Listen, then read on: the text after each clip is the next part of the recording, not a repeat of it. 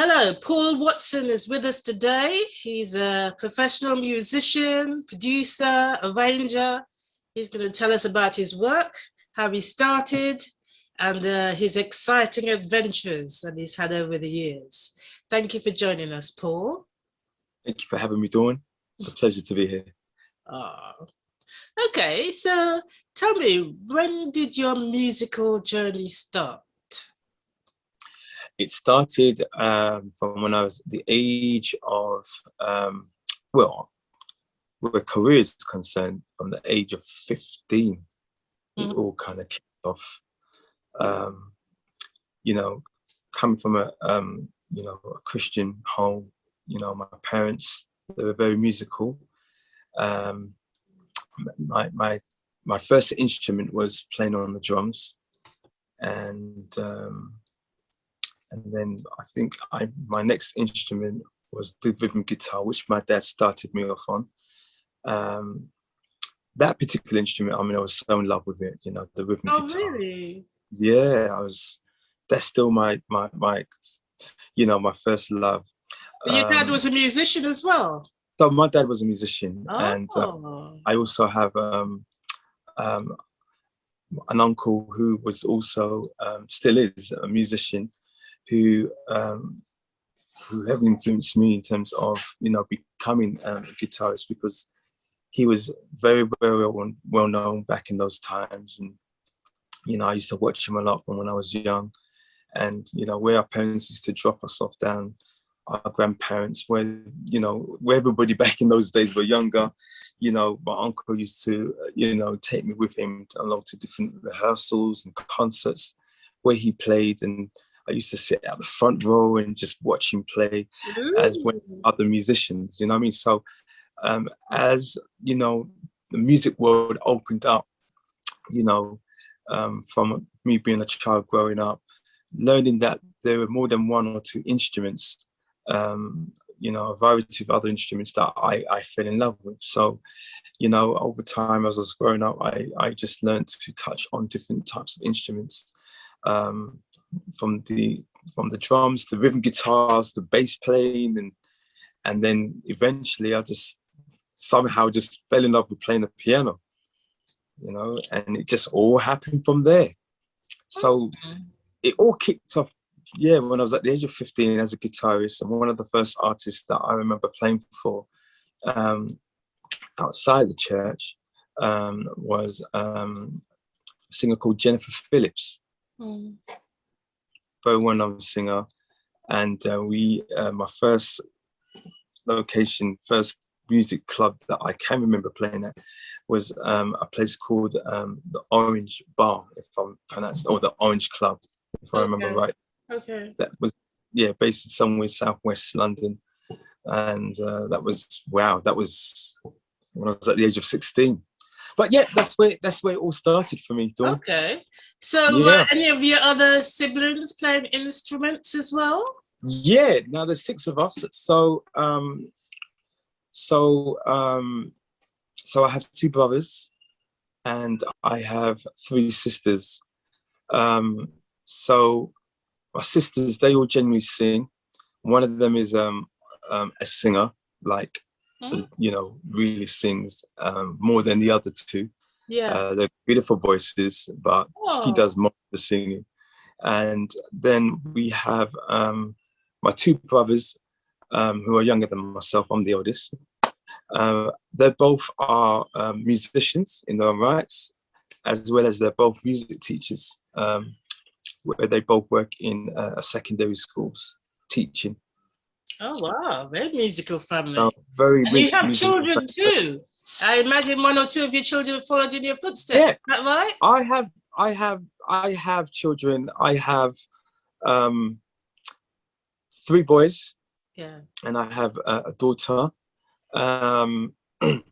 All, I would say, musical orientated. One of my sons, he's a full-time professional musician, full-time producer, signed to a label. Oh, and, wow. He is doing extremely well. Oh, wow.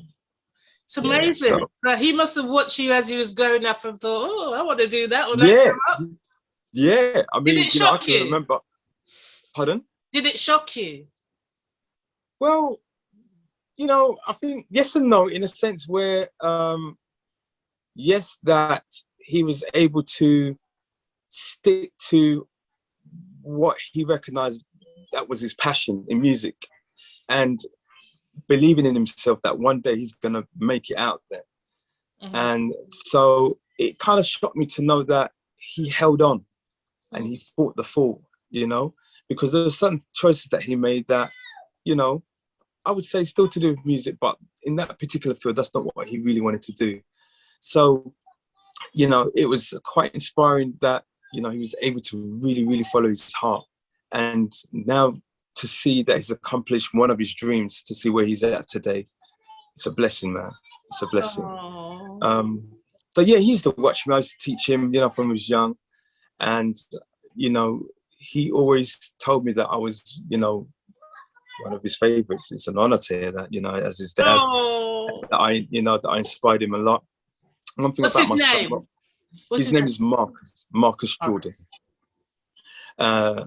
So, he just used to watch me growing up, and, he always wanted me to teach him certain chords, show him certain voicings. And, it got to the point where he was getting a bit too happy, So I used to say to him, listen, get familiar with playing in one key and the little chords that you have, learn it in another key, using the same voicings and so forth, and keep coming to me, asking me to show you some new fancy chords. It doesn't work like that. So I gave him a hard time. But when I hear him play today, oh my gosh. Really?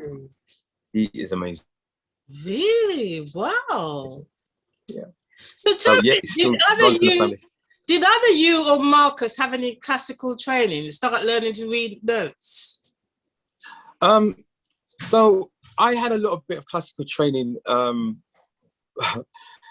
where mum and dad found, that I was interested in, wanting to learn, like, the piano.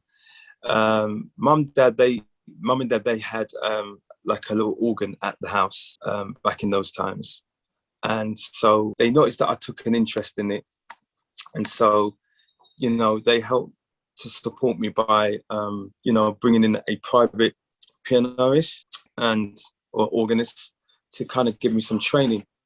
All I remember, I think his name was Mr. Trailer. And as I look back, he was around the age, or he looked like he was at the age of his 60s, late 60s. And and I think I was under his traineeship for like a year or two. And I really appreciate, when I look back, I really appreciate it. But it got to the point, I was about 9 years old when I used to have, piano lesson with this particular guy. And it just got to the point that I kind of found it difficult to read at the time. And so I was just more interested in just watching the hands. And I just seemed to have this gift where I just watch you play, whatever music you're playing. Once I hear it, once I see how you're playing it, that's it. Once I jump on, that was it. Wow. I played exactly what you played. And so that was literally my life, my journey. My parents couldn't afford for me to have, my own piano or my own keyboard. And there were times which I remember clearly that I used to imagine with the tape, my stereo hi-fi in my room and tape cassettes. That's what we used to use back in those days. And I had to learn the songs when I used to be playing a lot for different choirs and singers in the church. And I would imagine that I had a keyboard in my room, and just listening to the songs and just doing this, just pretending as though I'm playing a real keyboard.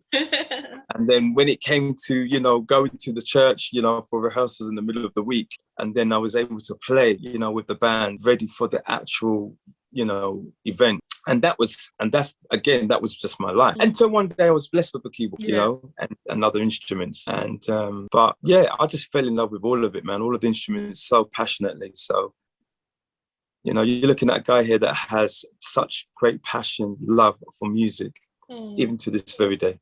It's a beautiful. So yeah, Marcus is really like an extension to me, really, you know. And I know that now I'm a very, very, very proud father. Oh, yeah. Oh, I'm sure Marcus will be very happy when he hears you say that.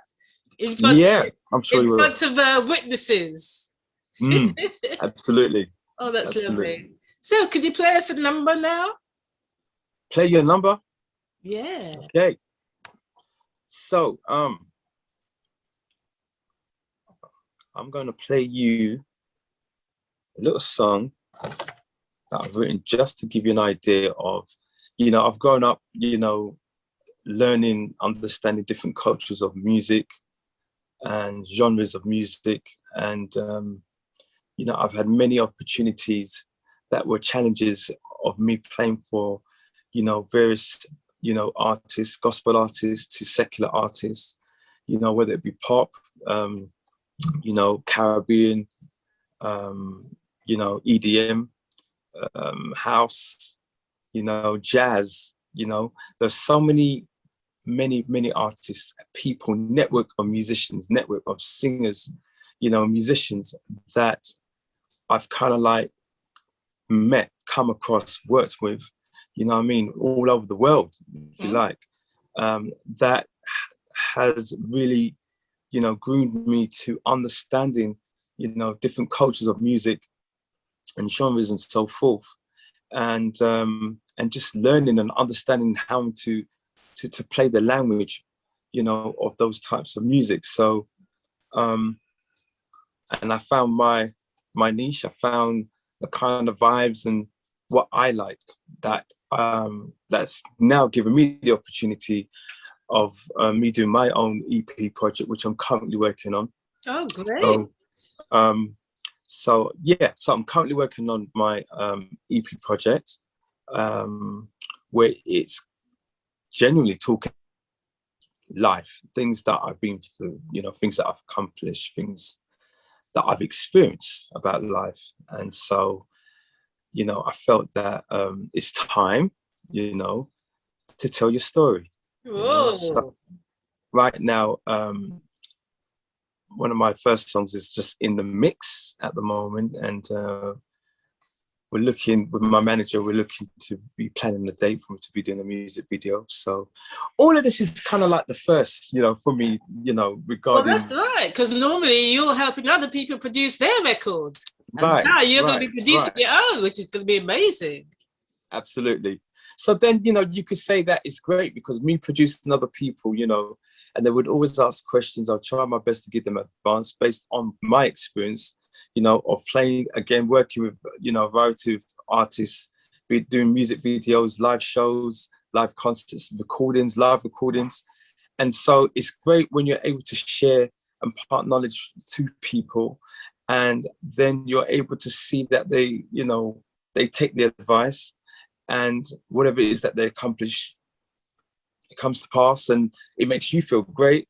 And so now it's come to the point in my life now, it's my time, it's my season. Yeah. So I'm looking forward to that. Great things is going to be happening real soon. Okay, so this is just a little song that I've written. Tell me what you think.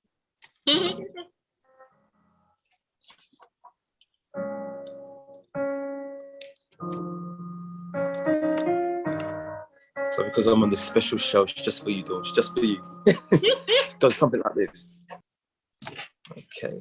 See, like I'm having my own private concert here. There you are. I need my popcorn. Where's my popcorn? I've got the Yeah, I've got the words right here. I've got it tight. So this song that I've written, Dawn, it's a song that I've written recently. Still working on it, but I thought I'd just share it. It's called Love Song. And it goes something like this. Give me a simple song that I can sing a melody. Lend me your voice so I can hear your word into my heart. And tell me what you can see. A picture of your face smiling on me. I hear you saying that I love you.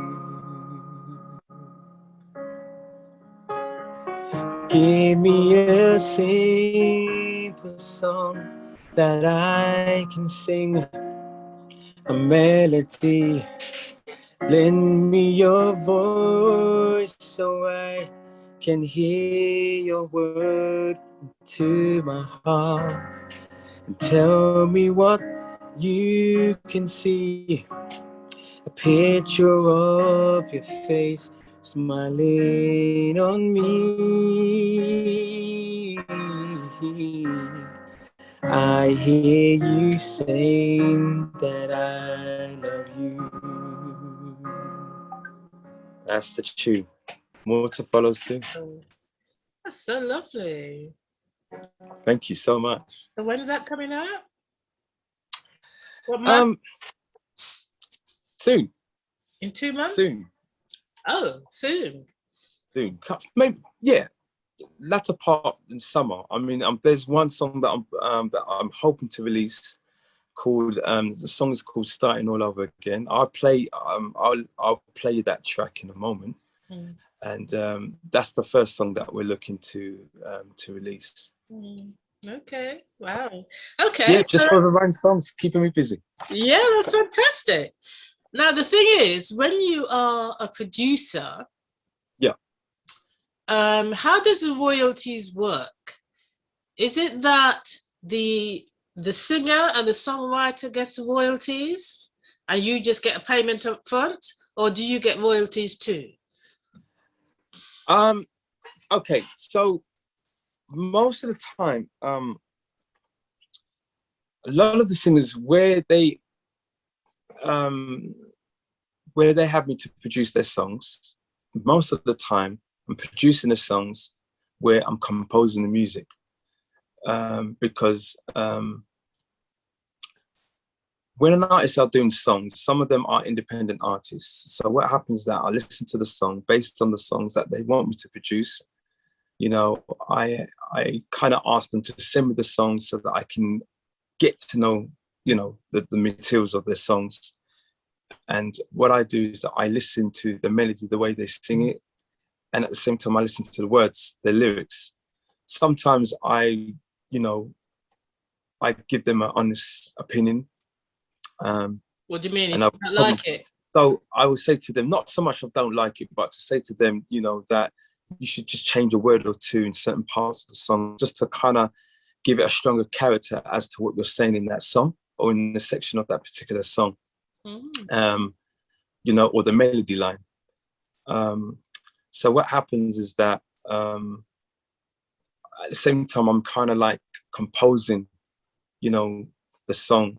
So really technically, you know, as a musician or a producer, once they agree, oh, I like that chord that you played, you know, or that can work for the chorus, or it can work for the bridge or the middle eight or the outro. In essence, really, you are then also part of that songwriting.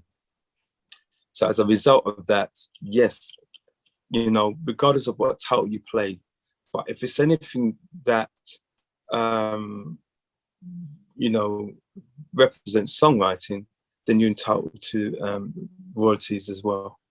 And so what happens is that if, for instance, you have two people, if me and you were writing a song together and, you know, you came up with a first verse, and I came up with a second verse. And so we wanted to kind of now find the conclusion. What's the conclusion to what we're saying, to make up a chorus? And I may put 2 lines in there, you put 2 lines in there that's strong and it works. You have yourself a chorus. So once you've completed that song lyrically and musically, what should happen is that both parties should discuss, come to a decision as to how much percentage both parties should get, from contributing to what they're giving to the song. And that's how it works. And once you both agreed what you should get, out of 100%, then the next thing what should happen is that you either you send an email as a form of like a contract or an agreement. Okay, and then once that's done, then that's it. You register yourself to PRS if you haven't before, Performance Royalties Society. And with PRS, you basically give all information, you fill all information that they need from you in terms of the title of the song, who's the songwriters, in terms of the credits, etc., etc., etc.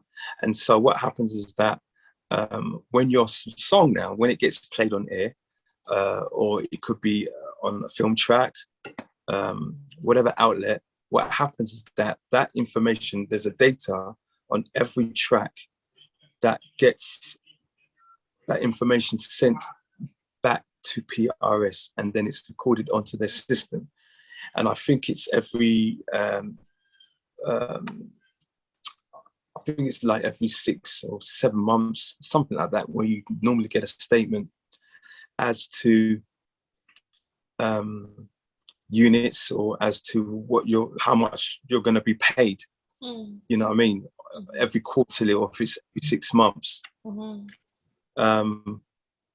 So, hi there. Okay. Yeah.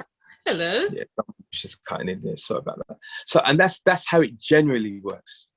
That's how it genuinely works. It's good to know the economics of that, actually. Yeah. Oh, sorry, by the way. So you were asking, how does it work? So is it just through royalties you get paid? And so as a producer now, it's like overall it's a separate job, because as a producer, not only that I'm just composing or making arrangements with that, but as a producer, like I'm a musician as well. So as a producer, I'm the one that's, laying down the beats, the bass lines, the piano, and all the different types of sounds, instruments that's required for that particular music. And also, when you come to my studio, I have to record your vocals with the artists. So I get to record your lead vocal parts, BV parts, all of those stuff are important. And also recording parts where you add libs as well. So all of these things, I could be recording a live band, you know what I mean? So it can be, maybe other producers might even say there's no such thing as small job or big job, because a job is a job. But depending on the size of the job or the size of the project, you could find yourself producing a song that requires a choir, that requires an orchestra, a live band, extra singers, extra sounds. So it can be a very, very, very big job. You know what I mean? It can be a very, very big job, but you're getting paid for that as a separate job as a producer. Okay. And so that's how it works. Okay, understood. That's exciting. Yeah. Considering you play all of the instruments, I presume that there are times when you call other instrumentals in as well, because it's a lot of work to play everything. It takes longer, doesn't it? Yeah, I think I remember when I kind of started out, when we moved into the studio in Stratford. And so the first 5 years, it was, the first 5 years of it was really, really busy in terms of me just taking on different artists, and finding myself, because you have to learn. You start from somewhere where you begin to realize, wait a minute, I need to start changing the way how I do things. But when you're just starting out, everything is kind of pretty much new, because it's you have your own studio now, it's your equipment, you're the producer, so you're now in control. And so I guess eventually over time, the aim is to kind of find the best way or the best solution as to how you can, allow your workflow to kind of just flow smoothly, in the best way, shortcuts and all that kind of stuff. It helps. So it just kind of helps to kind of speed your workflow. So,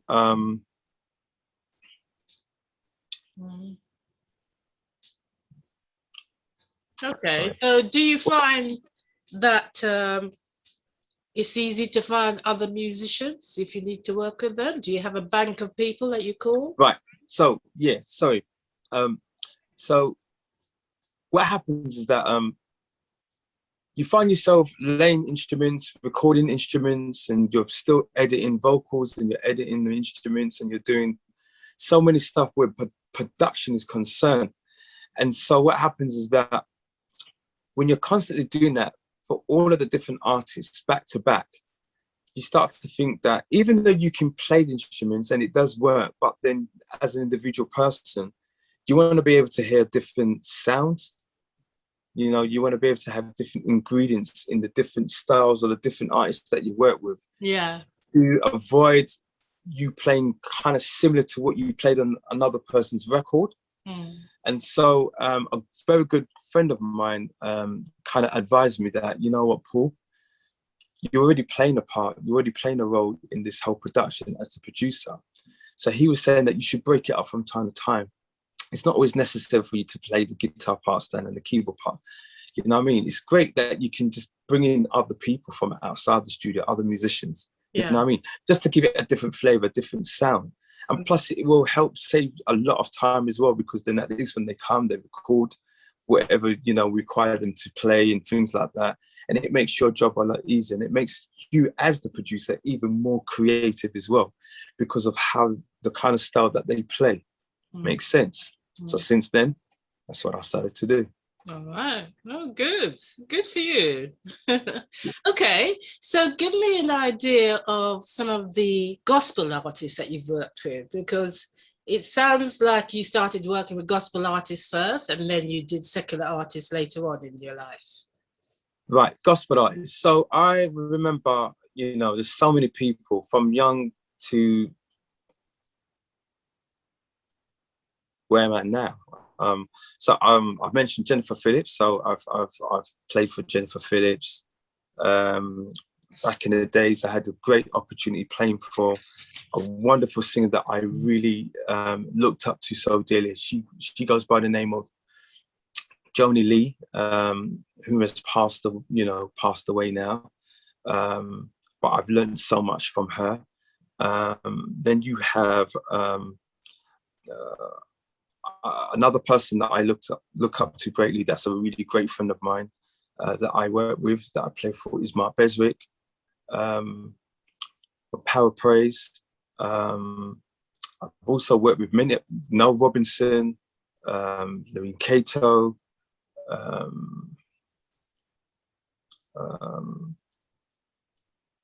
many people, many people. Raymond and Cole, the Cokers. I've played for the Cokers. I've worked with them. I've produced their album. Natalie Phillips, Sharon Wilson. Oh man, there's just too many people. Too many people. Okay. Jay-Bass Choir,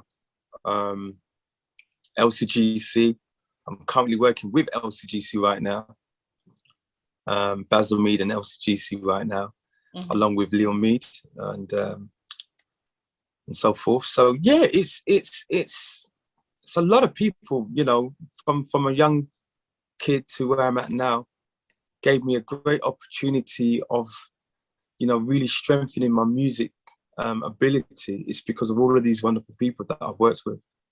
Okay. You know? Now the question is there any money in gospel music in the UK? Is there any money in the gospel music in the UK? Sadly, I would probably say no at this present moment in time, especially with the whole pandemic thing that's kicked in. And I think as the pandemic is kind of coming to an end, I think the question is where are we now in terms of rebuilding, if you like, the gospel industry, and how can it be built? There's lots of questions that needs to be asked in order to now find, I believe there needs to be a new strategy now. And so we need the right people, that we need to come together as a community to find the right solution, if there's any solution, in order to build a new foundation to keep the gospel music industry running in the UK. Okay, I get the impression that we know there's a lot of talent in the Black churches, a lot of talent, fantastic singers and musicians. But I get the impression that if people want to put a gospel album out, they have to really do it off their own back. They have to pay for it themselves, pay for the musicians, production, and then they have to do the marketing themselves. Are there any good record labels that take care of that kind of thing in the gospel music industry? I would say back in the 80s in the gospel music industry, if I'm correct, they may have been, I don't think we've ever really had our own gospel record label company. But I could possibly go as far as saying that we had, some form of representatives, where they were probably linked to other label companies, more secular. And so the few that I can remember, I was young, so I'm hope that I'm correct, that I think, if I remember rightly, one of the gospel artists that I can remember back in those days was Levine Hudson. And I'm sure that she got some kind of support, some kind of a deal in terms of, her career, in terms of doing albums. Okay. And things like that back in those times. There's a group called Paradise. But those were back in the days, like, obviously before, I was a kid then, and so somewhere along the line, over the years, coming years, as we hit the late 80s, 90s, things just started to change, Dawn. The energy was no longer there.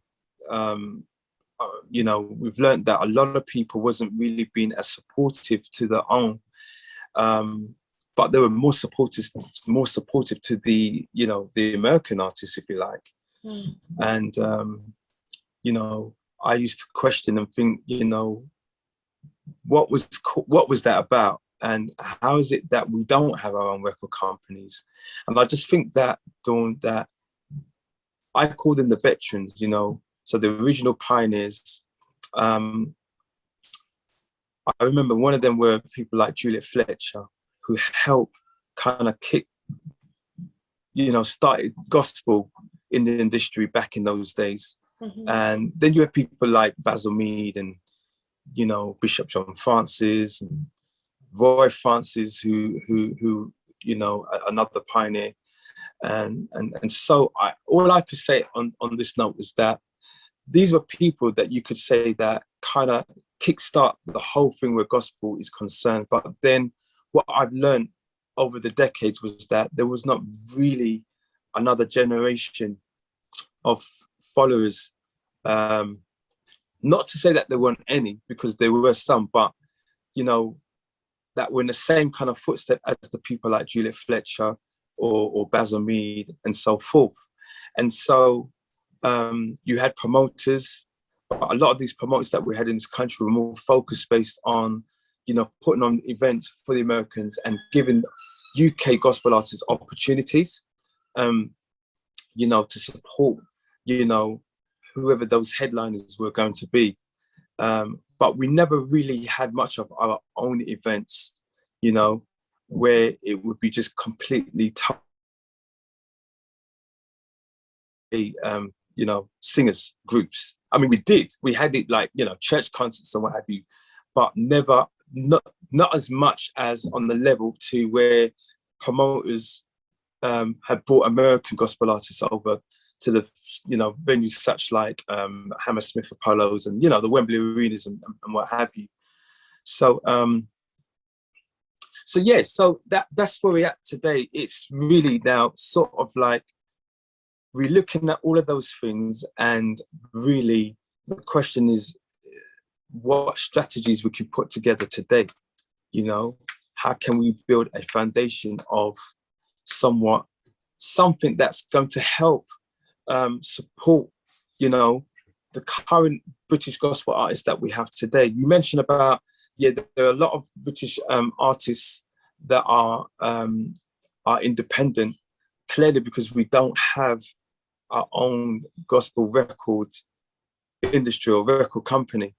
And so it seems to me, Paul, that yes, there are a lot of gospel artists all doing their own little thing, all reinventing the wheel each time. And if we had a kind of a Berry Gordy-like figure who would take the reins and take the risk and say, yeah, let's set up a gospel record label and let's repeat the success of one artist with another artist, wouldn't that make a huge difference? Because the American gospel artists are doing so well. They're all millionaires over there, doing fantastically well. That's because we have similar talents. We have similar talents here. We do.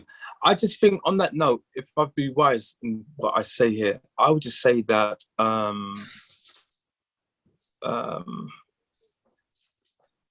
you know, in that context, you know, in terms of what we're talking about, I would say that in America, their mindset is completely different to the mindset of, you know, us UK people. And in spite of saying that, you know, you can learn from people regardless of your color, because that's what it's about for me. But what I've learned, again, it's a big issue. This is a big thing.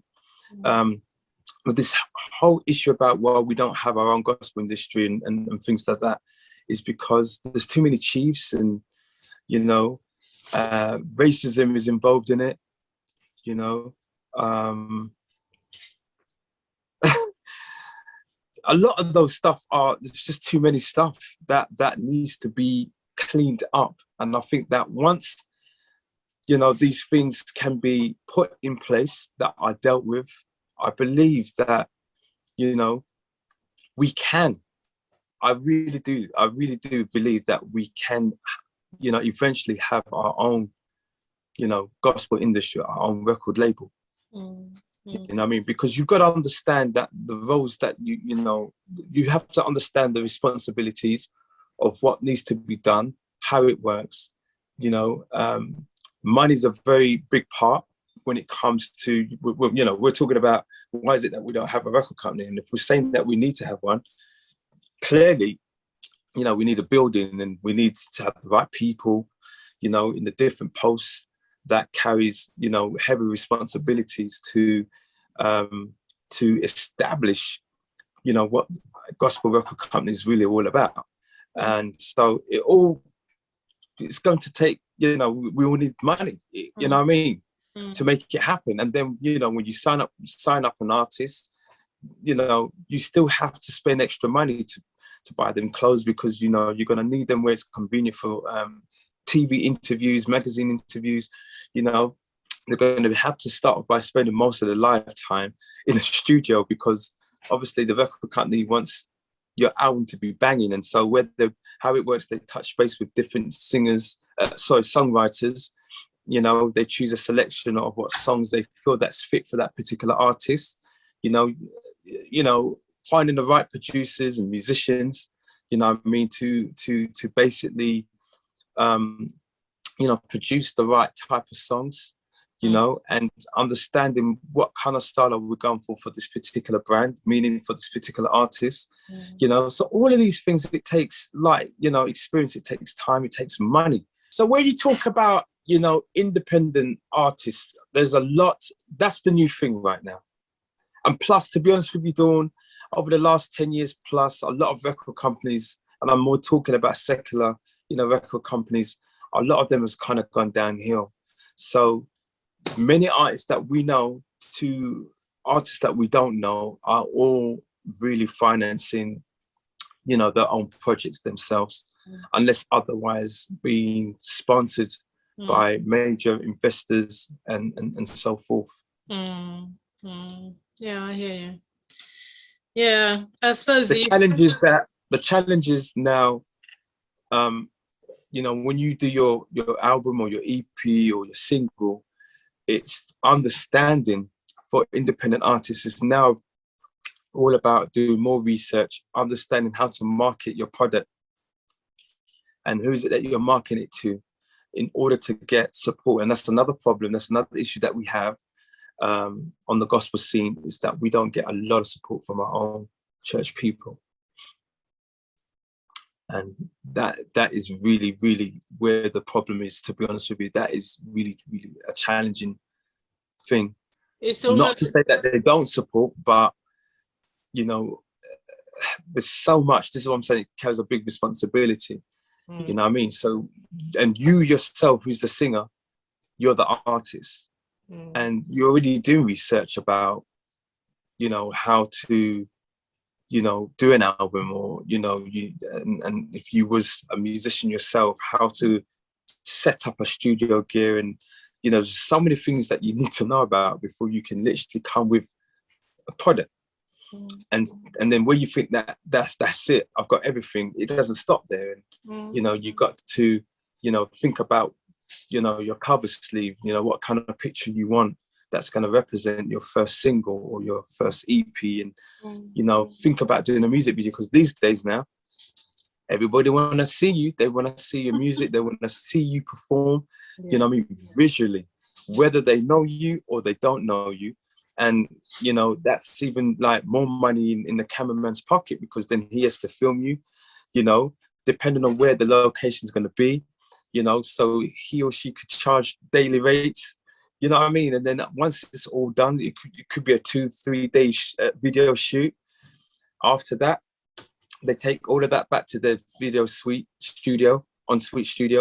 Then, they could be spending in 2 days, 3 days, I don't know, which is, again, that could be a daily rate for the client, just to edit. And then once it all comes together, they call the client in, the client comes and sees the music video, and he or she should at least come in and look at the video and say, wow, oh my gosh, it's banging. You know what I mean? Because once they're happy with it, and then once they send you the bill,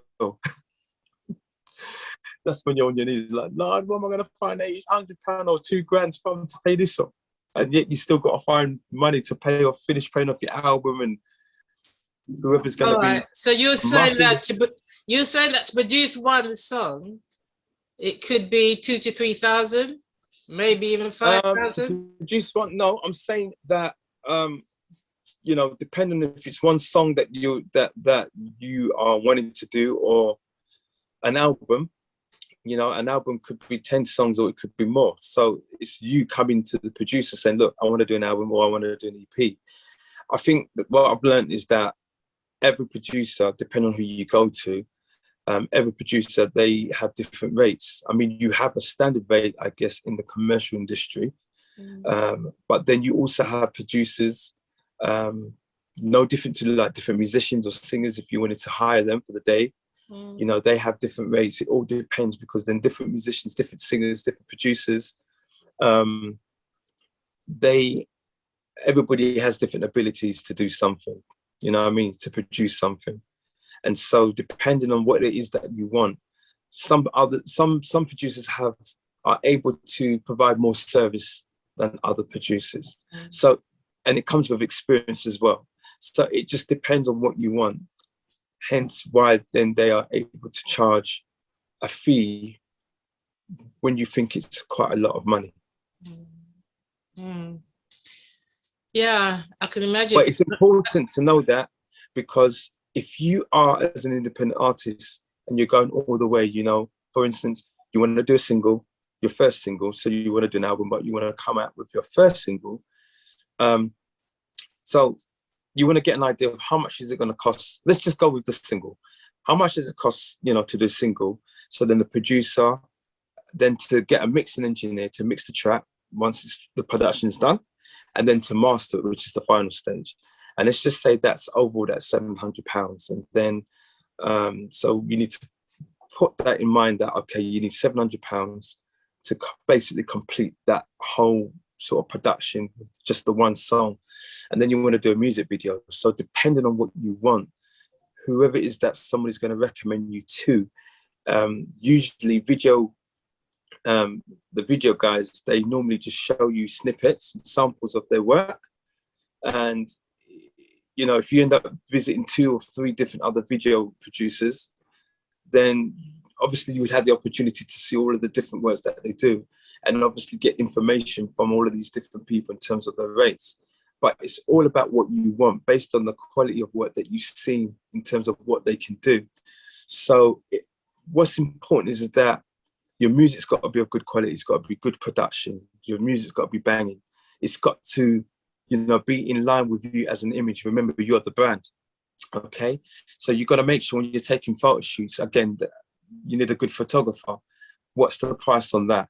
You know what I mean? And you can't just take a photo with your iPhone then. Right. Well, I'm not going to say no, because I do believe that there are many people that's been using the iPhone. I mean, iPhone, that's the big, you know, that's the big thing in it over the last couple of years, that, you know, that's what iPhone don't really come with any other features. It's all about this camera thing and all these new tools in terms of what iPhone can do.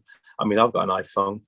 So to be honest with you, you know, when I put it in the portrait mode, I'm amazed as to what it can do. And so, you know, when I look at certain pictures that I've taken, you know, different places, and you can put all the different effects on it and what have you, these days, you kind of think, boy, I don't really, really need a professional photographer if you know how to work it, if you know how to make it look good, you know, etc., etc.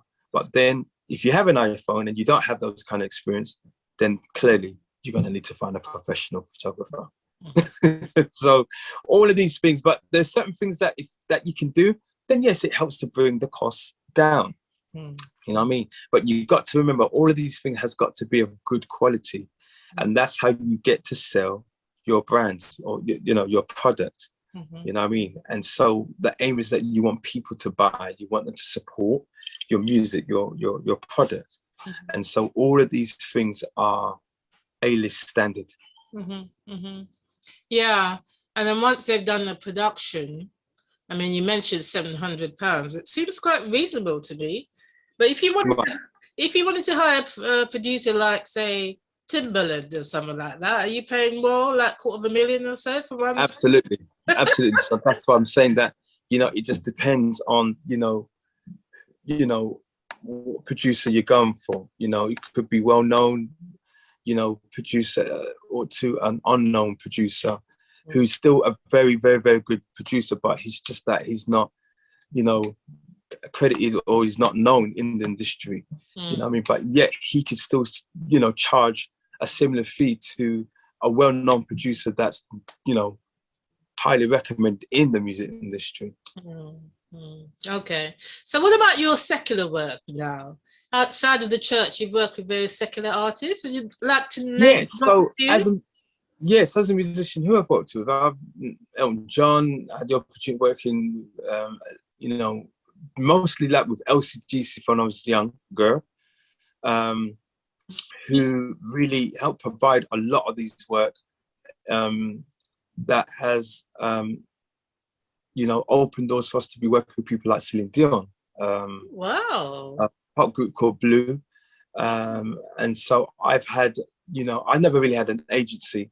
So in terms of my musicianship, I have worked with so many like network of people as musicians and singers, as well as business people in the music world. And so I've also had the opportunity of playing for Craig David.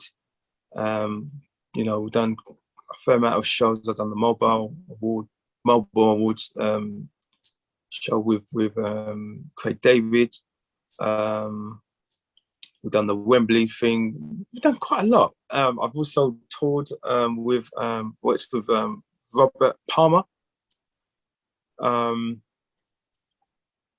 also a very good dear friend of mine. I've worked with Esther from Eternal, and many more. I can't remember them from the top of my head. Many more artists. Oh, that's great. That's great. And you are a Christian? Yes, I am. I was baptized at the age of 15, but born and bred, growing up in church from the day I was in my mother's womb. You know what I mean? Church is a very, it's a big thing, part of my life. My relationship that I have with my Heavenly Father plays a very, very, very big part in my life to this very day. As a matter of fact, when people say, who's your tutor? Who really taught you?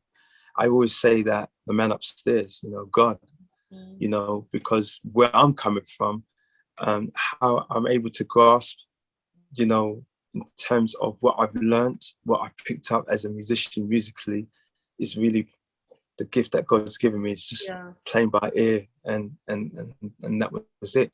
Later on in life, I was schooled, and I come to understand that, it's grateful that you can, play wherever and you're playing by ear, but it's really important where you should start to learn to read music.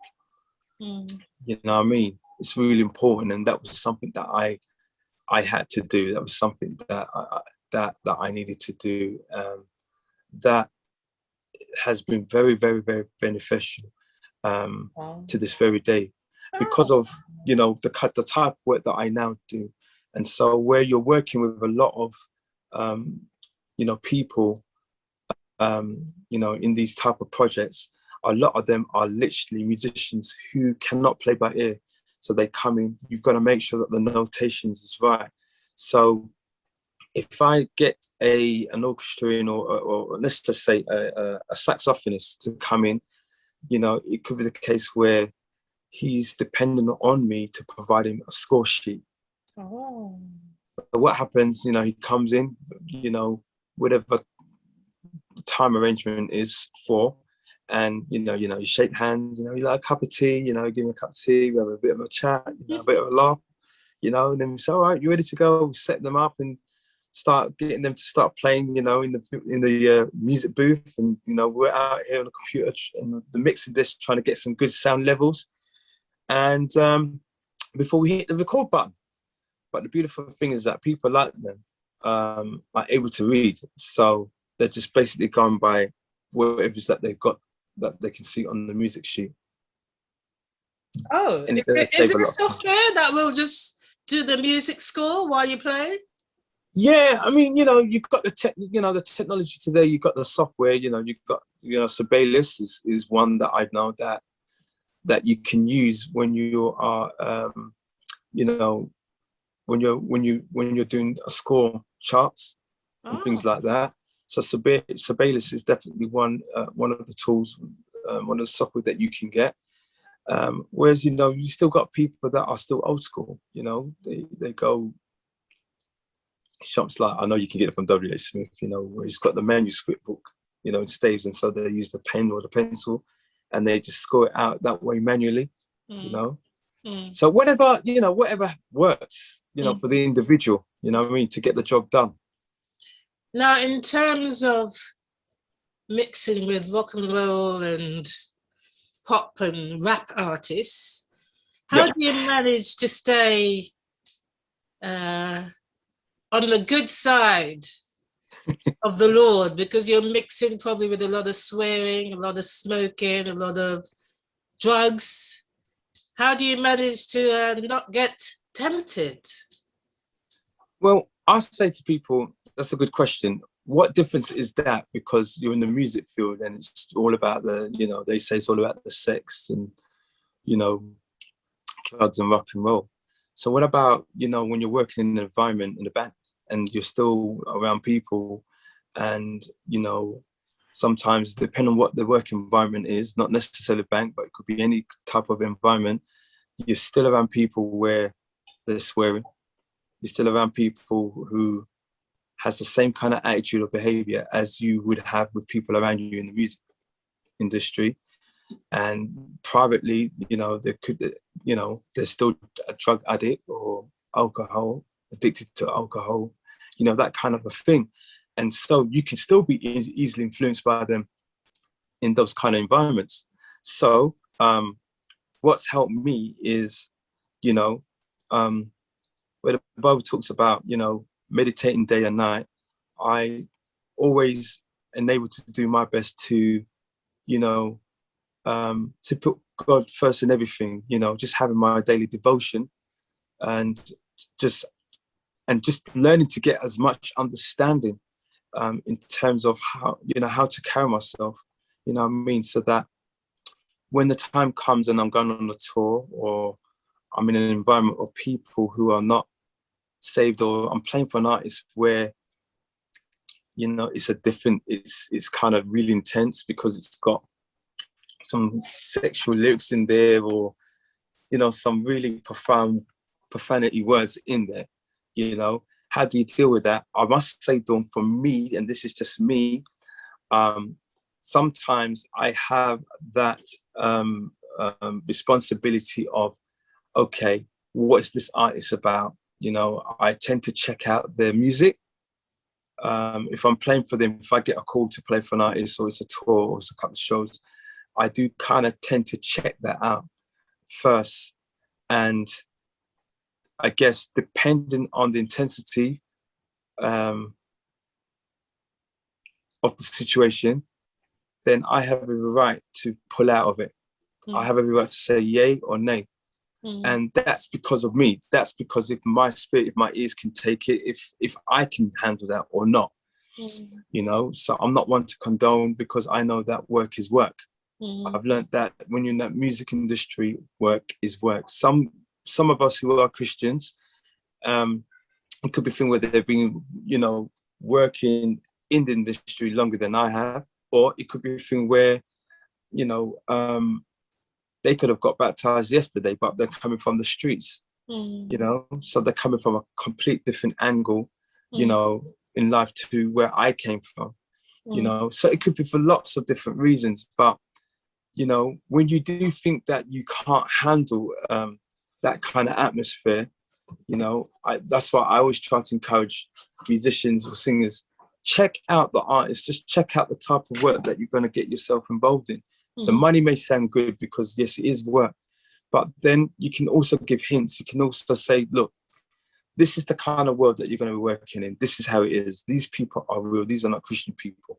So you got to understand that when you're around people, you can't act surprised and, and what have you. You got to realize that you're in the real world. Just like when you grew up and you was going to school, and you had loads of different friends in school and you saw so many different behaviors and patterns, and things that you could do and express outside school, outside your household. But when you go home now, you're a different person. Hello. So it kind of works the very same way, in the music field, So, yeah, if you're a Christian, that's great. But to know this, that if you understand your true calling and your true purpose, then you know that you are entering into an atmosphere where you have the greater light. And that God will never leave you nor forsake you. So he will always be with you. And so just by your example, you're demonstrating that you never know who's watching you. Until they come to you, and then they always say to you, people say to me, Paul, mate, I've only known you for 2 weeks, and every time you come into the studio, you're always smiling, you're always happy. you know, and everybody says that. And then they say, why is that then? And then I just kind of try and find words, you know, in terms of explaining how, without being, you know, spiritual or, you know, from a Christian point of view, and just express that so that they can relate and understand. And then as a result of that, you know, if they want to know more, then hey, you know, okay. So some years ago, I was thinking, understanding that just generally, I was just walking and I learned that, wow, God is a God of love. And just learning to appreciate the fact that God loves me for who I am. And he's never let me down. He's always been there. And, you know, I've been through some challenges where he took me out of certain situation. And so where you thought that certain things would come to an end, you know, he takes you at the beginning of the next chapter. And so, and that's how we wise become more wise. And so, and I realize it's because of his unconditional love. And so where I was saying to you at the beginning of this interview that, you know, I'm working on my EP, and basically it's going to be singing, but talking about life, you know, things that I experienced, you know what I mean, in my life. And so these are one of the songs that we hope to put on you know, on the project. What about marketing? Do you help artists with marketing? I don't do marketing. Can say that I help artists by recommending people that I know in the business or in the industry that deals with marketing. But what it is that where I usually say to people that I know people that will be a great help or service to them, they're not people that are necessarily my friends, and so they'll do it for nothing, or they'll probably charge a little so and so. But when you're coming to me and you're serious about what you're doing, this game here, this industry that we're in, everything has to be a standard. It's got to be done professionally.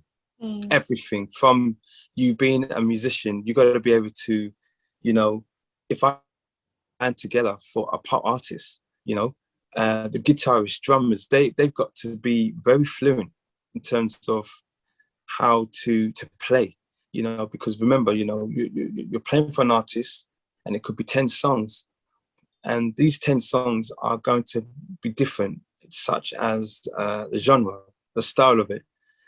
Some of them are going to be fast songs. Some of them are going to be like mid tempo, sorry. And some of them are going to be slow ballads, you know? And so you got to be able to know how to, you know, deliver, you know, because they're going to come with different types of characters in your playing ability. So 10 songs, you know, that requires, you know, different tones, different textures, characters in your playing. Songs sound exactly to how it sounds on the record. Yes. And you got to be able to deliver all of those songs. So it doesn't make sense. I don't know any group or a band where, you know, you have 10, if it's 10 songs, you've got 10 different bands playing for the one singer.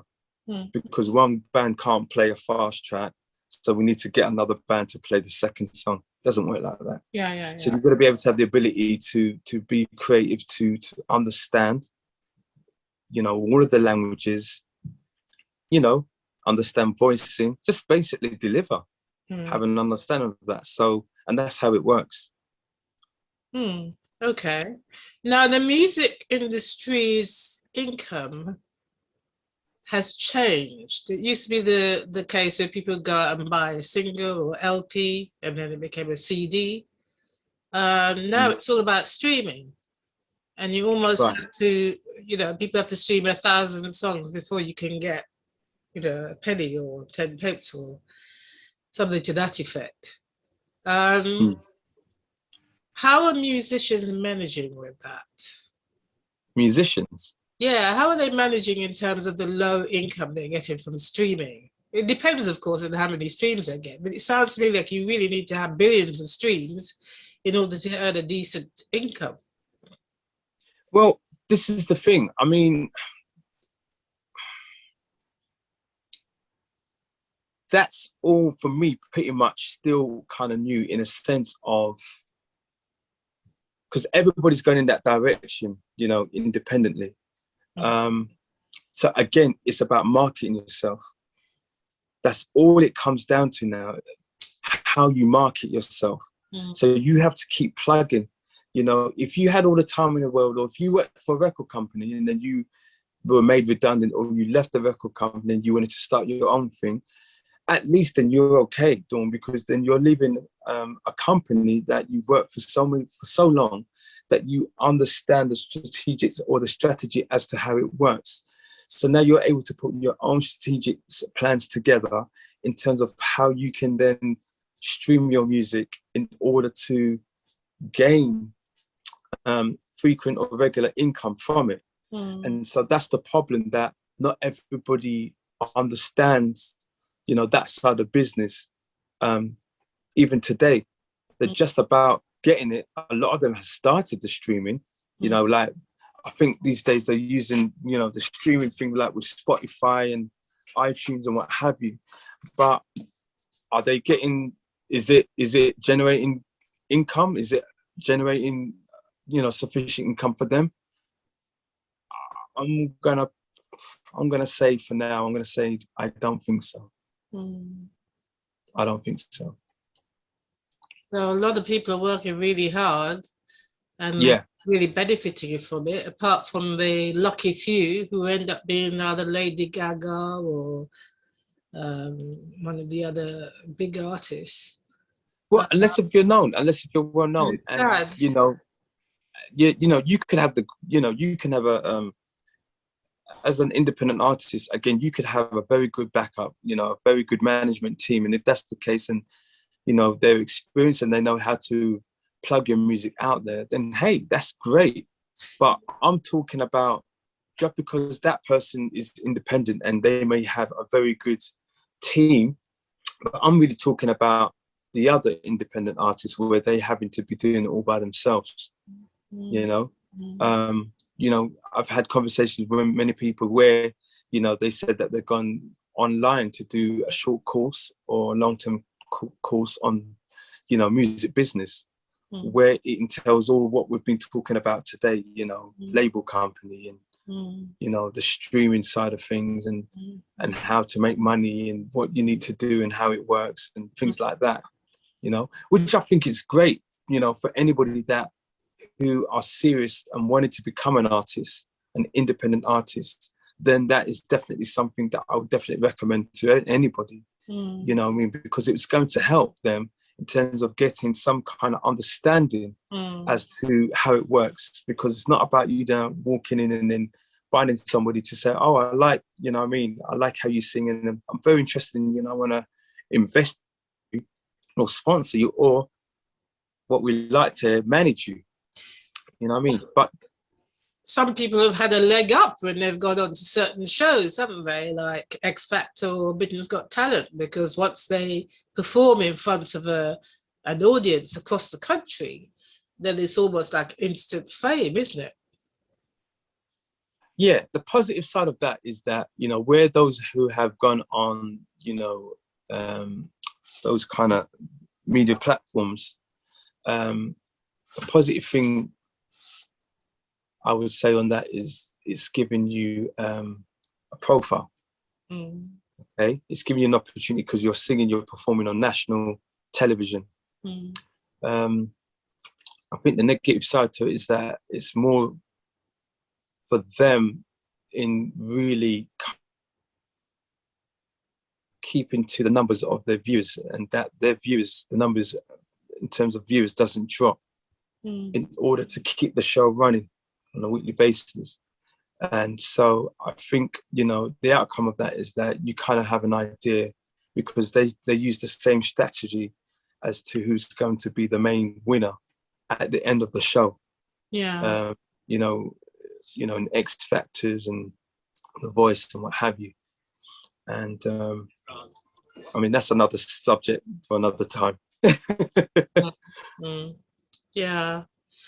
Yeah, it's interesting. But as a result of that, you know, the good thing is that, you know, when you got a lot of friends, a lot of support, and you're actually, you know, behind that mic, and you're standing in front of an audience, in front of the TV camera, and the song is great, your voice is amazing, you will know right there at that point that you've captured the audience heart. You know, even the judges as well. Something, oh, so far so good. You know what I mean? And so it gives you more confidence in that moment in time. And so you just want to just make sure that, you know, that you just sing out right till the end. And then once you get that applause, man, that is it. Okay. And then what happens is that once that's done, you'd be so amazed, right? That you start to get phone calls from record companies or agencies. It's like they want to know you right away. Yeah, it's definitely worthwhile. They want to know they want to know what you're doing. They want to offer their service. They want to sign you up. You know what I mean? That's what happens. Yeah. So it's like X Factor and The Voice and all of these other, you know, shows.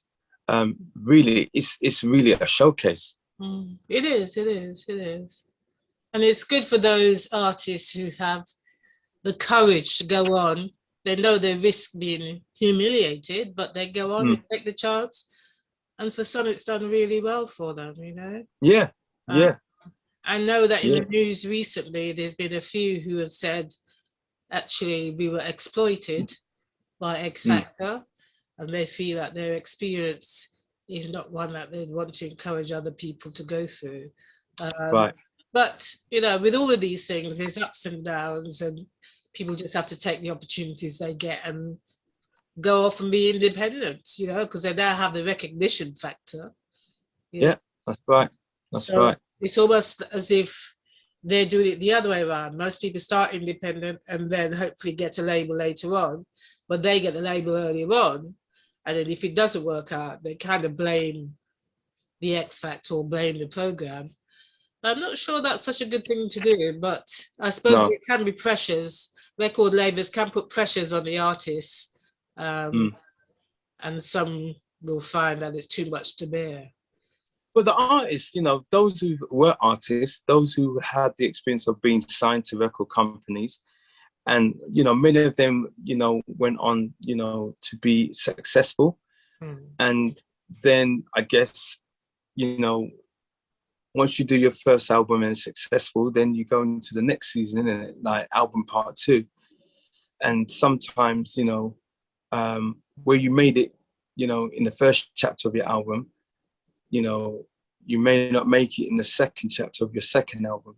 Yeah, where it goes. Because you're not in control. So a lot of the things that I can remember, a lot of the artists would say to me is that they would not really allow you, they said, you know, they wouldn't really allow you to write your own song. So were you now confident, you've done the first album, you know, it was successful, you've done 1 or 2 hits from it. So you would have thought, now I can do my thing. I want to write my songs for the next album. And, you know, obviously the producers, we can make it banging. And so record companies, they don't want you to do that.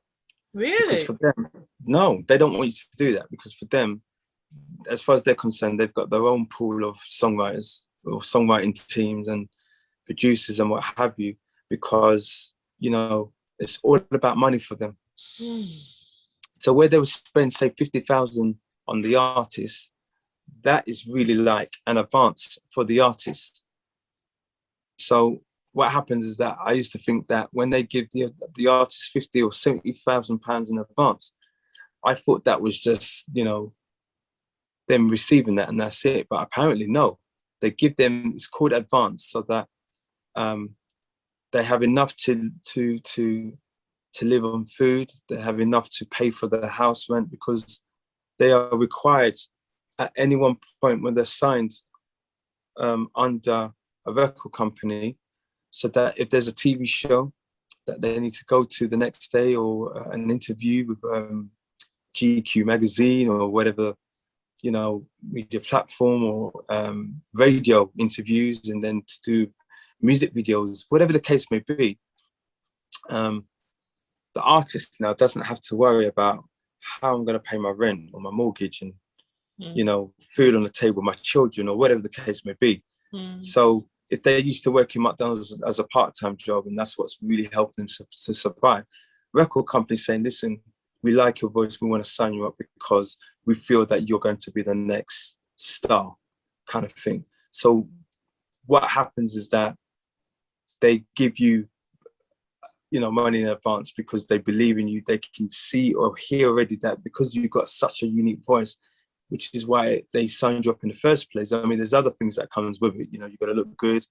You know, your hair's got to be blonde or whatever the case may be. You know, all of those kind of things. But once they get past all that stuff, they sign you up. You get your money in advance. But then how it works is that when your album is released, and let's say now your first single is a hit, now they're starting to recuperate some money because it's hit the #1. So they're making a lot of money from that one song. And then they could come out with a next song sung by yourself. And then eventually the album gets released. Everybody's going to buy your album. Okay. And so they're making so much, generating so much money from that. So guess what? They've already taken the 50 grand out of what they've given you already. And so whatever's left, whatever is it that you're being paid for, then you get paid for that, and that's that. But they've already deducted 50 grand from whatever profit they made based on your first album. Does that make sense? Yeah. That's how it works. Whereas now, if it was like America, or let's just say if we had our own industry, and if there was a way where as independent artists, even if it was just a few, where we could build our own label company, oh man, and we had our own people that can really support us, man, we'd be flying. So Paul, why don't you set up your own label? Why don't I set up my own label? Well, I believe that, you know, as a producer, an independent producer, you know, where I had a building, it wasn't under any record company, but under my own business, which goes by the name of First Inspiration.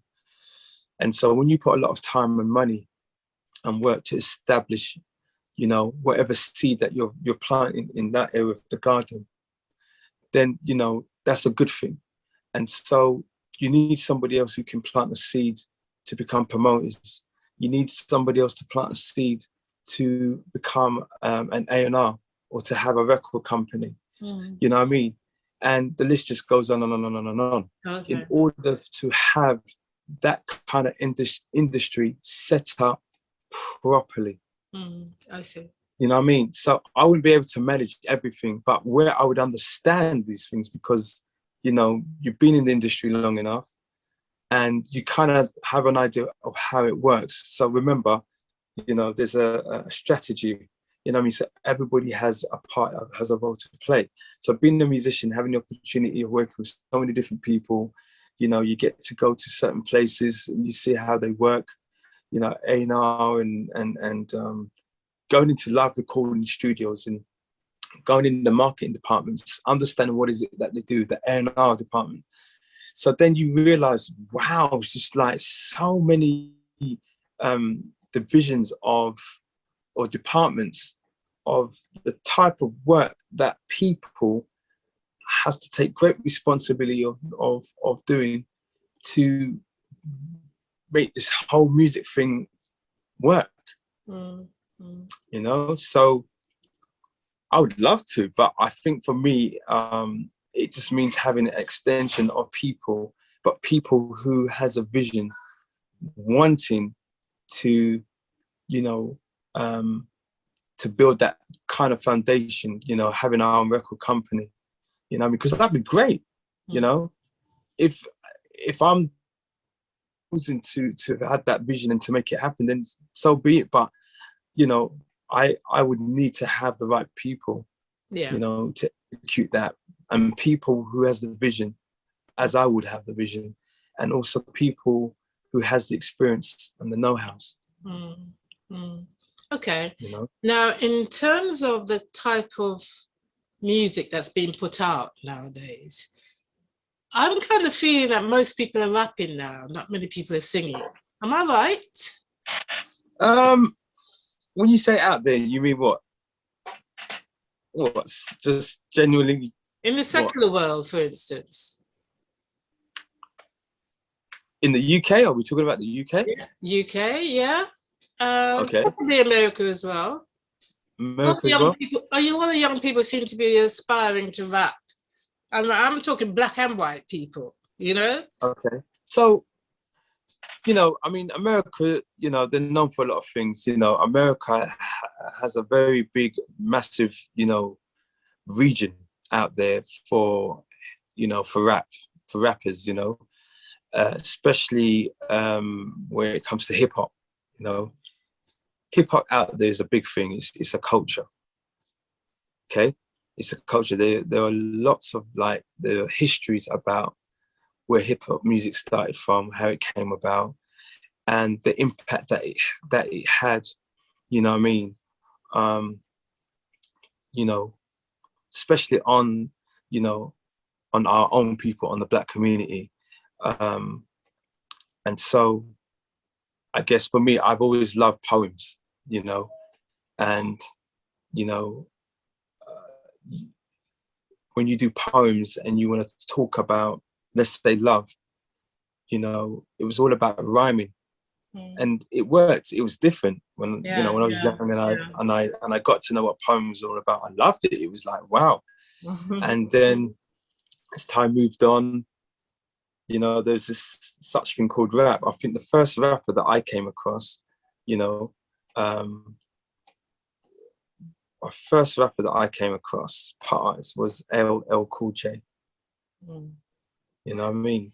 And for me, that was it, man. I loved it. It was different. I've never heard anything like it before, you know, and I just fell in love with it, you know, and I kind of grew up, you know, listening to a lot of hip hop, understanding hip hop music. And then you had the Public Enemy that came out, you know, Public Enemy #1. Yeah, boy. And I love all of that kind of character, that kind of persona, and, you know, the big hype. Yo, this is your boy. Loved it. And the music. My name is, loved all of that. You know what I mean? And then there was a time where they kind of mixed all of that up with the, you know, with the DJ. So then the DJ would use their scratched records. My name is. For me, that was like, wow, that was creativity. And that really kind of inspired me. You know what I mean? A lot. It inspired me to really be creative with, you know, whatever ability I had, you know what I mean, to put music together. So, yeah, I mean, to this day, you know, I also run a business where I go into schools and I'm teaching music, you know, in different types of schools, secondary schools, primary schools.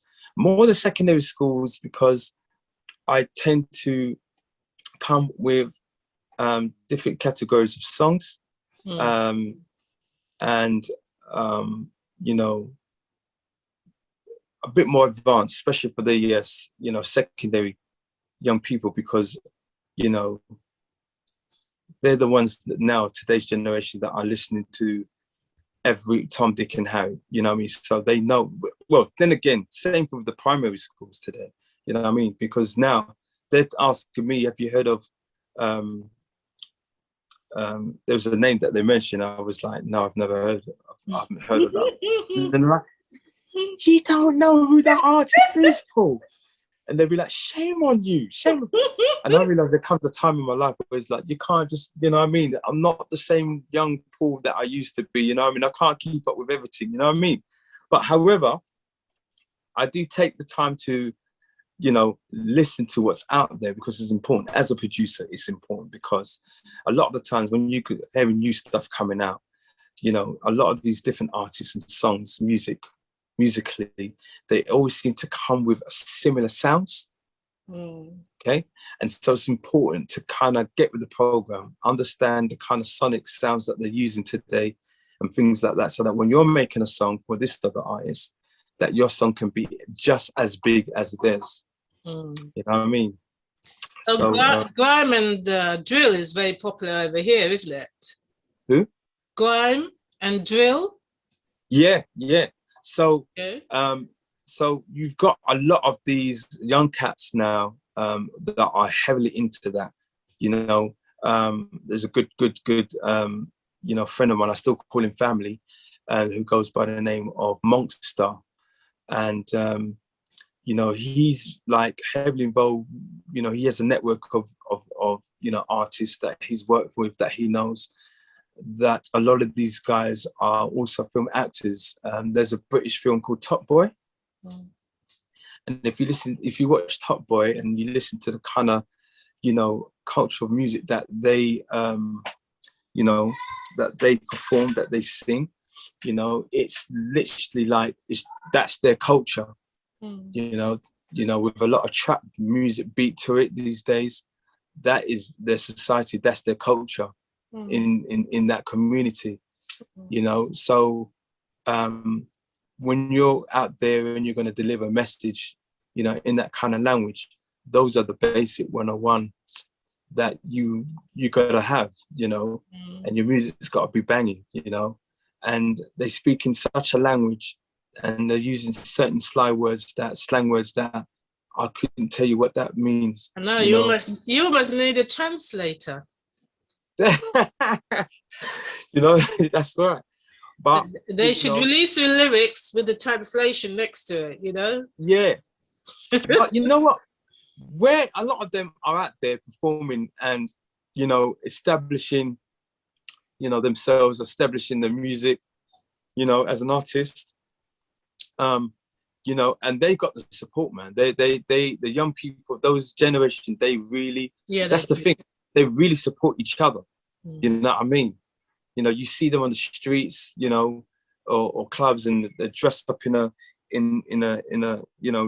jeans and hanging down the bottoms, and all of these sneakers, and them kind of hats and the scarf around the mouth face and all that kind of stuff. So there are some. There's a lot of them out there that takes those kind of. It's a religious thing. They take it very seriously. You know what I mean? But there are some people out there that are quite negative in terms of carrying, negative vibes, in terms of what they're sharing. Some of them are just sharing their experience, but, they do use hardcore words, profanity, because that's where they're coming from. You know what I mean? So it's just a way of how they express themselves, through music, and then you got others that are just, same thing, and just giving lots of positive messages, out there. There's a guy called Dave who performed in the Brits last year. His lyrics were amazing, along the lines of what Amanda Gorman did at the inauguration, basically telling the story of the Black experience. I love that. I love that kind of thing. But the youngsters would probably want something a bit more hardcore, I would imagine. Yeah. It's the way of the world. They can handle the hardcore music these days now. There's nothing hidden now. But, my encouragement still is that, what we don't want to do is, diffuse their minds or their brains in, giving them the wrong signal, the wrong message. I want it to be a thing that music is power, and that they have the power, okay, to express whatever they feel to express, whether that's based on their experience on life, and where they've overcome situations that they want to express that and to encourage others, but doing it in their own unique way, then my encouragement to them is, do that, but, but do it in a positive way, because again, there's just too many wrong messages out there. And like I said, music is power. And so where there's a lot of crime on the streets, you know, coming from the younger generation, and then you've got the few that are just trying to find ways of, you know, bringing peace to the community, because we still need our those generations today. We don't want to lose, we're losing too many of them. And so people like us were still having meetings and, you know, having meetings with the community, trying to talk and discuss and finding ways and solutions as to how, you know, we can, you know, encourage our young people from staying off the streets, and how can we, you know, bring a message across to them to let them know that, you know, that you can still achieve things in life regardless. Okay, you bunked school or you didn't go back to school, and now you're hitting 17 and you're thinking there's no hope. And so the only way now you've got left to eat is that you think that, you know, all you've got left is to just go out there and sell drugs, and then you find yourself involved in all kinds of stuff. And that's not the case. That is really not the case. Whereas all it takes is, you know, for somebody, you know what I mean, to put a little love of encouragement in the heart, and just to remind you that, you know what, you know, it's not too late. You know what I mean? Let's talk about you. You know, what sort of identity is it that you carry? What is it that you're passionate about? You know, so whether it's music or dance or what have you, okay, we can help. You know what I mean? And so what happens is that you take them under your wing, you know, and then you train them up. If it's music, then hey, that's great. It's music because that's just down my road. You know, you just train them up, and you just basically just part knowledge, you know, as much as you can into them. And then at some just utilize that into their own thing, you know, so they can, you know, see something birth out of them. And then they realize, oh my gosh, I didn't know that I could do this. Next thing now, you know, doors starts to open up in their lives, and, you know, they're starting to make money from it. They're surviving, they're doing well.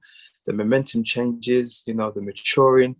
And then one day when they make enough money, then they realize, you know what, I want to go back into my old community, you know, because still young people are still dying. That kind of lifestyle is still going on.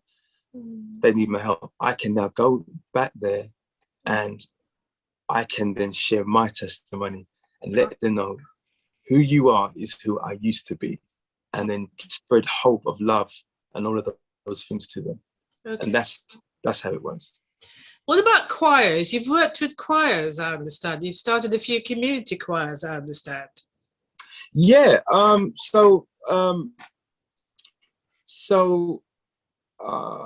I got involved with, you know, working with choirs like over 20 plus years ago. One part of that started in church, and the other part, it started with a very good friend of mine who goes by the name of David Lavelle. And David Lavelle had started many different types of projects, even from church. And then he started his own sort of business of putting choir projects together outside the church, so in a community, if you like. And he was really, really doing well with that, successfully. You know, it just grew and grew and grew. And so David became very well known in, you know, in this country. And as a result of that, we have done many, many, many shows together, where we have put so many different like choirs together, adults from all different parts of London, England, different boroughs. So we had choirs in the borough of Newham, choirs in Suffolk, you know, Brixton, Enfield, you know, Peckham, like Wandsworth, everywhere. And so they used to have like live recordings, like events, concerts, like once or twice a year at the Royal Albert Halls. And so at the same time, we'll be dealing with children's school choirs. So I can't say how many schools, you know, that were involved, but, you know, a total, roughly, I would say, you know, you would have a total of like over 4,000 or 5,000 children performing on stage, you know. And you know, these were songs that mostly myself and David had written, you know. And so over the years, you know, then we had bigger teams, you know, that were a part of that family unit. And it just became more fun and more interesting, and, you know, and so on. But with myself, halfway through that, I started, you know, putting together my own sort of like adults choir, more in my own community, because there wasn't really much going on. And so I felt that I wanted to put something in a community where I lived, where I was brought up. And I remember praying about it, you know, just writing the vision down and just praying about it. And I said, I was like, Lord, in order for this to happen, I need you to allow me to meet the person who is for the entire music in this particular borough. And it happened. And so her name was Jane Wheeler. And so me and Jane Wheeler, we were connected. And all I remember is that, you know, there was an opportunity where I was able to work with her with adult choirs. And, you know, she allowed me to, you know, just to do my thing with different schools. And there was like songwriting projects in different schools, and there was singing projects going on. And they were doing similar things to what I was doing with David Lavelle, you know. And so we would always perform at the Queen Elizabeth Hall, which is next door to the Royal Festival Hall in Waterloo. And so we just, you know, basically grew a great, you know, rapport, you know, together. We became very, very good friends to this very, very, very day. So any events that's taken place anywhere in London, England, she would always call me and have me involved. As a result of that, there's a lady that goes by the name of Ruth. Her name is now Ruth Waldron.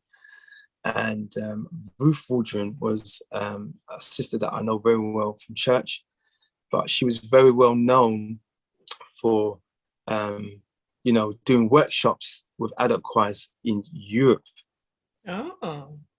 So I remember years ago, over 20 years ago, I remember that I got a phone call from Ruth, and I remember when she asked me, how do you feel if, you know, you know, having an opportunity of, you know, running an adult workshop choir projects in Europe?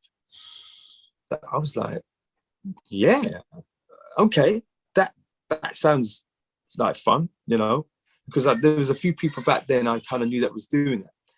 And so I was like, wow, I've got a call from, you know what I mean? So I went over there for the first time. I was scared out of my trousers. I'm just talking my words here. And at that time, you know, you're there for the weekend, and you've got these other facilitators there as well from America and other parts of Europe that, you know, we as facilitators, we have to come with 2 or 3 songs and teach this whole mass choir, right? You know, these songs. Now, these people, right, these people that are made up of, I think, 900 mass, they're all from like countries like Poland, Holland, Germany, Hungary, all of those places. And so when it was my time to go up there and to teach, obviously I'm speaking in English, and there's different translators there. And so what happens is that you know, you have to obviously take your time to speak, and then the translator will just basically translate it into a different language. And I'll tell you, Dawn, I was nervous. It was frightening, because at that point, I wish that everybody understood English, because you can just talk, just get to the point, deliver, you're warmed up, you're on it. But it was such a challenge at the time, because it's like, you have to take your time. And the more you're slowing down, is the more, you know, you're not keeping up with the momentum. And then it's like anxiety is kicking in, stress, because you're frightened, because everybody's counting on you. You've got everybody watching you. Anyway, my experience at that time was, you know, teaching the songs, and thank God they loved the songs. And, you know, I was able to find a couple of soloists to sing the songs that I brought out there. again, I think I had the songs that I taught, they were original songs. And so the idea of what they do out in Europe every year is that they bring a choir director or facilitator from the UK, from America, and other parts of Europe, about 4 of them, where each of us would come with 3 songs and we teach the choir. And so you've got the Friday and the Saturday all day to teach your songs, etc., etc. So come the Sunday now is the big concert. And that's happened many, many, many times. And that was good for me. And it really helped build my confidence. You know what I mean? And so I became that international guy. And then I started to bring people over. And so... That's brilliant. Yeah. Well done.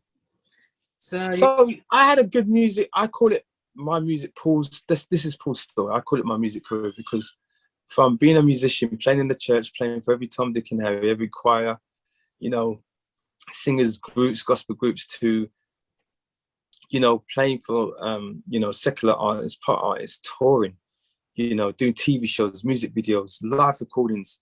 And from there to be being a producer, you know, and then from there, running my own business, you know, going into schools and just basically passing on what I know to them and teaching them songs and how to sing and to you know, just to develop, you know, their singing ability and, oh man, to being a businessman. You know, so I've achieved a lot. Yeah, you have. Well done. That's really good. And I'm still passionate about it to, you know, to this very day. So this is a song called Start All Over Again.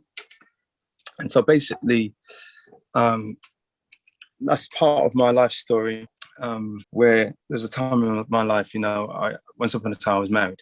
And so I was married for a good 20 years plus. And so being no longer married, you know, that's come to an end.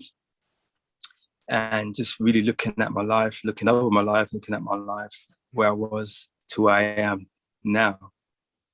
Man, it's like, you know, happier than ever before, you know, a great transformation.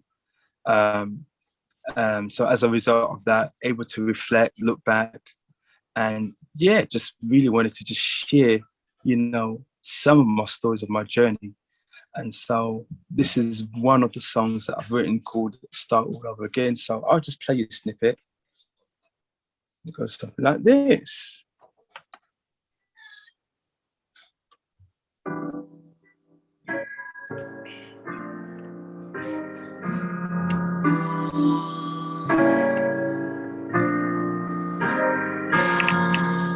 I woke up in the morning losing my mind.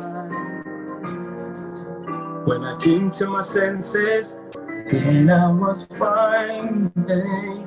Everything around me was foreign me. Hey. But all of a sudden, it all disappeared. Hey. Then I knew my life came to an end.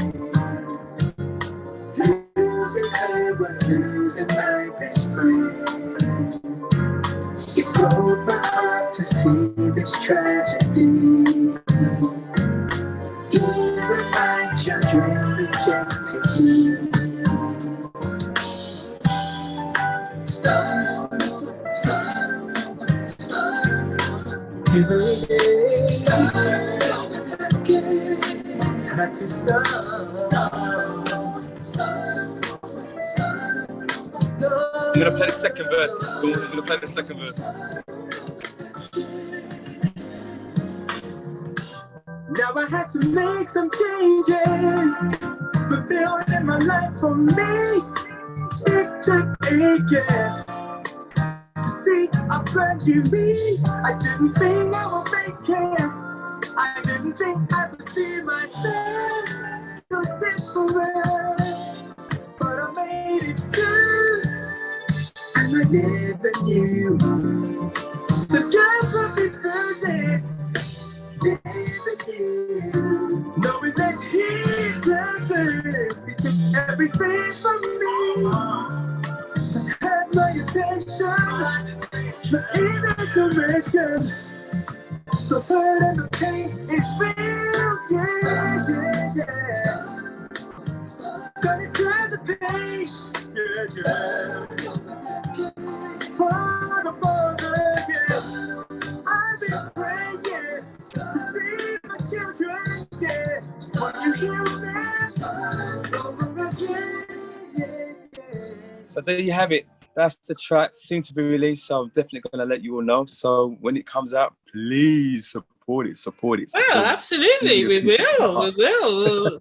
Let it be known far and wide. Well done. That's absolutely. So you see what I'm saying now? So as the artist, I'm doing my research, learning to understand about marketing and how I'm going to plug it out there. But yeah, you know. And you know, everybody goes through times that are rough in our lives, you know, when it does seem like things are all wrong and falling down around us. And then we have to start all over in some way or the other. You know, right. You're talking truth. You're talking a lot of truth that people have to go through.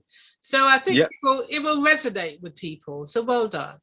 Thank you so much, Dawn. Thank you. I look forward to when it comes out, okay? Oh, me too. Definitely, I'll let you know. Well, thank you for your time today, Paul. It's been eye-opening. Very interesting what you're doing, and keep up the great work.